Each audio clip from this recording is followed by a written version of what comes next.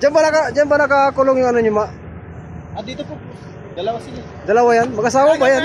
Magpipinsan sila. Akala ko mag-asawa. Nalulong lang yan sa pagkain. Kulang sa pagkain. Ano yan sila? Nagdudruga ba yan o ano? Hindi. Hindi. Lahi lang talaga nila yan. Ano mo to? Ano mo to? Siya po Siya nag-aalaga. Siya nagpapakain. Salitan lang po kami Salitan lang. Pwede ba natin, di ba nananakit yan? Hindi naman po. Hindi. Pwede ba natin masilip yan? Baka maya, mangagat yan, manakit yan. Hindi naman po Tignan niyo po. Parang hiyang itong isang ito. Parang hiyang ah. Nagalit. Hindi, hiyang talaga siya dyan. Hiyang yan? Takot niya sa araw eh. Takot ba? Takot. Baka, Kailangan dyan na, nagre-rehearse yan eh. baka aswang yan. Hindi. Hindi. Dito si Jessica.